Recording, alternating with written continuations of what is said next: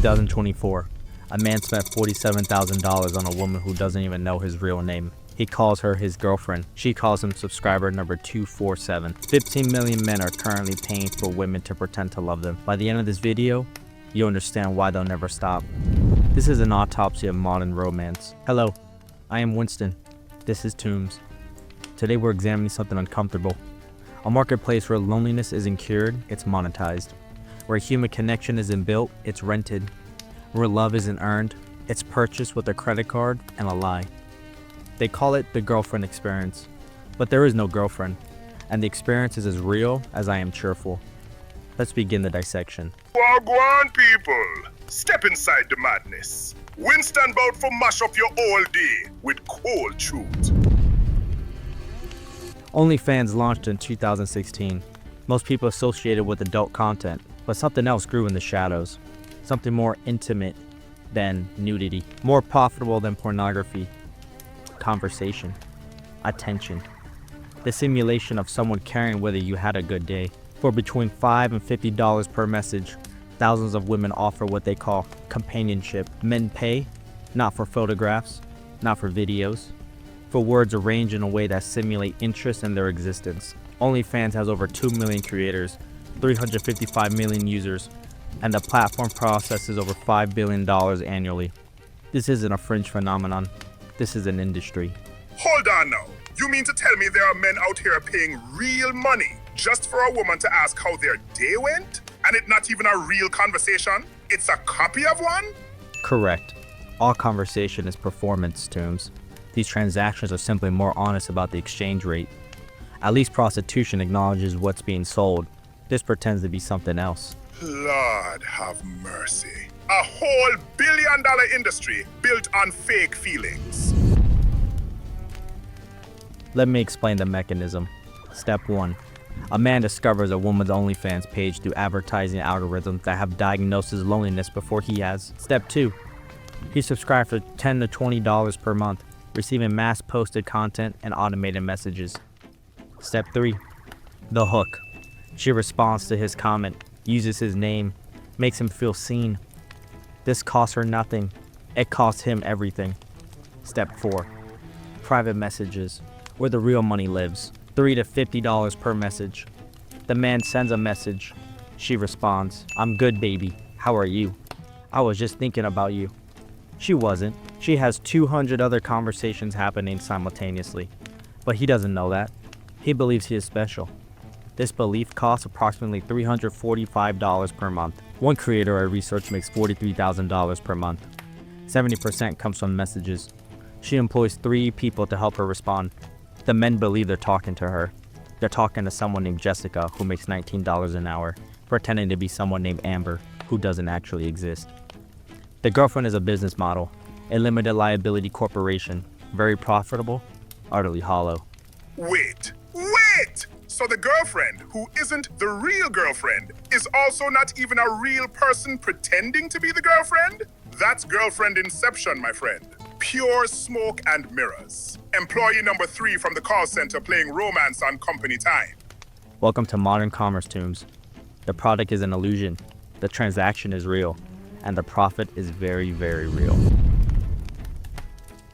Before we continue, we need to discuss biology. Understanding why men do this requires understanding on how male neurology functions when starved of female attention. When a man sees an attractive woman respond to him, even digitally, his brain releases dopamine, oxytocin, and vasopressin, the same chemicals released during actual romantic connection. His brain cannot distinguish between real interest and purchase performance. It only knows, female acknowledge me. Chemicals release, feel good. This is the same mechanism that makes pornography addictive, but worse. Pornography offers visual stimulation without relationship. OnlyFans offers the illusion of a relationship with the stimulation. It's hijacking both the mating instinct and the pair bonding instinct simultaneously. The male brain evolved to pursue female approval through accomplishments, resources, and demonstration of value. This process traditionally took months or years. OnlyFans short-circuits the entire system. Why spend months building yourself into someone worthy of female attention when you can purchase the feeling of having already won her approval for $3. The conscious mind knows it's fake, but the limbic system, the primitive part of the brain that controls reward and addiction, doesn't care. It's receiving the chemical reward it was programmed to seek over millions of years of evolution. That's why they can't stop, even when they consciously know it's pathetic. The biology is stronger than the logic.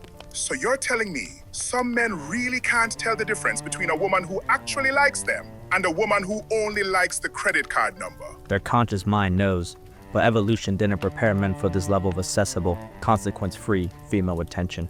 Male appetite for sexual novelty is essentially insatiable by design. It's called the Coolidge effect. A male's sexual interest decreases with familiarity, but is immediately restored when presented with a new partner. OnlyFans offers infinite novelty. Thousands of women. If one becomes boring or too expensive, there are 10 more who look different, cost less, and respond faster. It's window shopping for affection, lust as a commodity, an all-you-can-eat buffet designed to exploit male neurology. The male brain never evolved to resist this. It's like releasing a starving man into a bakery and expecting restraint. So what you're really saying is this whole thing runs on biology. The men wired to fall into the trap. The women know the soft spot, and the platform collects the profit. That's not business. That's industrial farming of male loneliness.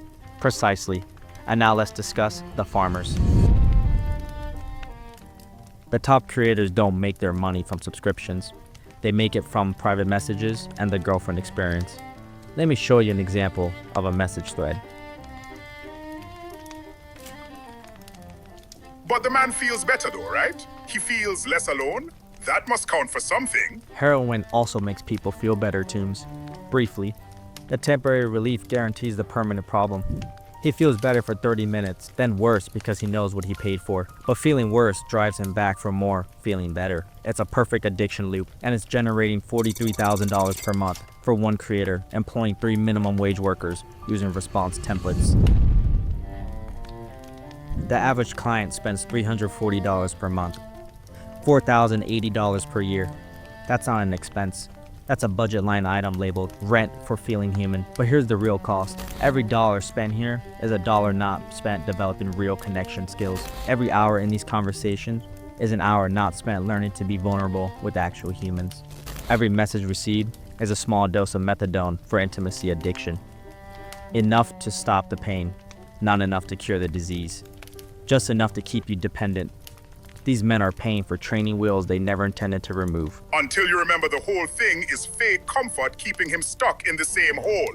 $4,000, Winston. $4,000! That could pay for real therapy, a gym membership, new clothes, a confidence coach. Anything that actually helps fix the problem instead of keeping the man broken on purpose. Therapy requires admitting you need help and doing painful work to change. This requires only a credit card and the willingness to lie to yourself. Therapy is hard. This is easy. Humans choose easy every single time, even when the easy is slowly killing them.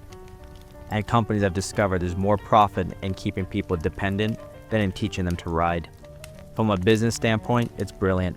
From a human standpoint, it's monstrous. Let's be clear about what this is. OnlyFans is prostitution with better marketing and a subscription model. The women selling the girlfriend experience are sex workers who have successfully rebranded themselves as content creators and entrepreneurs. Their service is identical to that of a courtesan, selling the fantasy of desire, intimacy, and exclusivity to men who can afford the illusion. The only difference is the medium. Instead of meeting in person, they meet in DMs. The transaction is identical, money for simulated affection. But here's where it becomes interesting. These women simultaneously demand to be treated as legitimate businesswomen, worthy of respect, while selling the oldest commodity in human history, their bodies, their sexuality, their performed femininity. They want the profits of sex work without the stigma. They want the legitimacy of entrepreneurship, while their entire business model is monetizing male loneliness and sexual frustration. OnlyFans provides coaching and guides teaching women how to maximize revenue from subscribers, how to create parasocial bonds, how to make men feel special while talking to hundreds, how to upsell from $5 messages to $50 custom content. They're training women to be emotional predators with business degrees, and the women participate willingly because the money is extraordinary, and the barrier to entry is simply being attractive and morally flexible. And you're telling me there are actual training manuals? Step-by-step instructions on how to manipulate lonely men? That's borderline criminal, man. This brings us to the ideological rot at the foundation. Modern feminism told women they can have it all: career, respect, independence, and sexual liberation without consequence. OnlyFans is a logical endpoint of that philosophy. Women monetizing their sexuality while demanding you don't judge them for it. Selling their bodies while insisting their bodies aren't for sale. Performing femininity for profit while claiming to smash the patriarchy. The cognitive dissonance is spectacular. They want traditional male resources, modern male emotional availability, and the freedom from traditional female expectations. They want men to pay them, respect them, and not judge them for what they're being paid for. They've commodified their own bodies, then demand to be treated as more than commodities. Sure. So let me get this straight. The women sell fake love. Then they get upset when men buy the fake love instead of the real one. Then call the man trash for not seeking real connection, while they flood the market with cheap imitation. That's like burning down the farm, then complaining there's no food. That's exactly what it is. The greatest trick modern feminism pulled was convincing women that degrading themselves for money was liberation, that selling access to your body and simulated affection to desperate men was somehow empowerment. In reality, they've simply become more efficient prostitutes with a better PR departments. And men, programmed by biology to pursue female approval at any cost, are happy to pay the subscription fee. Here's what fascinates me. These men know it's not real. On some level, they understand the transaction, yet they continue. Why? Because purchased affection has advantages over authentic affection. It's available immediately, never argues, never disappoints, never requires growth, compromise, or actual vulnerability. Real relationships are unpredictable. They require emotional risk. They demand you be worth knowing. Purchased relationships require only that you are worth billing. After 50 rejections on dating apps, a guaranteed response for $4 starts looking like a rational decision. The average man on dating apps match with 1.2% of profiles he swipes right on. 87% of those matches never respond. He gets 0.7 dates per year from the apps. Compare that to OnlyFans, where every message is answered within minutes, always positive, and always validating. From a purely rational standpoint, he's optimizing for guaranteed results. The problem is, he's optimizing for a result that doesn't exist. He's purchasing the feeling of success without the substance. It's artificial sweetener for the soul, all the sensation and none of the nutrition. His brain receives the chemical reward, but his life receives nothing. The fantasy becomes a survival strategy, a way to get through each day without confronting the fundamental problem. He has not made himself worth choosing. And as long as he can purchase the feeling of being chosen, he never has to do the work of becoming choosable. So the fantasy not just escaping reality, the fantasy starts replacing reality. And the more time they spend with the fake version, the less capable they become at handling the real thing. Emotional muscle goes soft. Precisely. They're paying to prevent their own growth, and business is very, very good. Where does this go? AI girlfriends are already operational. Character AI, replica, romantic AI. They're cheaper than human creators, more available, never tired, never inconsistent, never real. Eventually, the girlfriend experience will be fully automated, powered by algorithms that learn your patterns, mirror your needs, and respond in milliseconds with perfect emotional calibration. The last human element removed. Perfect synthetic intimacy. Zero actual connection. Infinite scale. 23% of men under 30 have already used AI companion apps. 18% use them daily. 12% prefer AI conversations to human ones. These numbers double every 18 months. Real relationships require you be worth loving. AI only requires being able to pay. Real women can reject you, judge you, leave you, demand you grow. AI never can.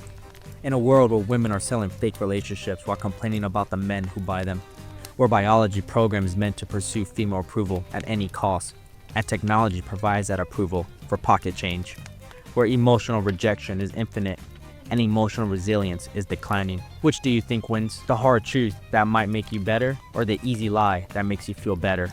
Brother, this feels like watching humanity give up in real time. Men and women both choosing the easy lie over the hard truth. Then everyone's shocked when the whole system collapses. Both sexes have failed each other spectacularly. Women commodified intimacy and now wonder why men treat them like commodities. Men outsource connection and now wonder why they can't connect. Both choose comfort over character. Both chose easy money or easy validation over difficult growth. And both will pay the price while insisting they had no choice. Here are my closing thoughts. The girlfriend experience isn't about girlfriends. It's about the experience of being wanted without the risk of being known, of being chosen without the possibility of being rejected. These men are lonely, but they're also cowards, and the women serving them aren't victims. They're profiteers who saw male desperation and built a business model.